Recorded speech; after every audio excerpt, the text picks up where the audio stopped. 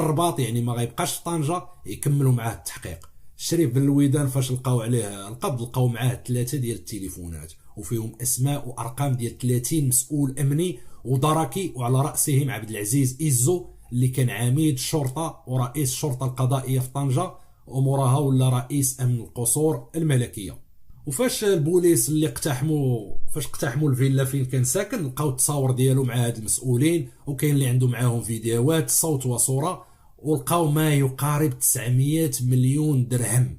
عاد اللي ما باينش عاد املاك السيد فلوسه كان كيشري النفوذ، وبحال اللي كيقولوا كيفتح الطريق ديال البحر، لدرجه كان كيعاون حتى في ترميم الكوميساريات. كانوا ضباط مرتشين تما، بحيث كانت كتخرج الميزانيه من وزاره الداخليه لتحديث واصلاح الكوميساريات ديال المغرب، وهذوك اللي كانوا تابعين للشريف بن الويدان كانوا كيسرقوا فلوس الميزانيه وكيخليو للشريف يتكلف بالترميم، وكانت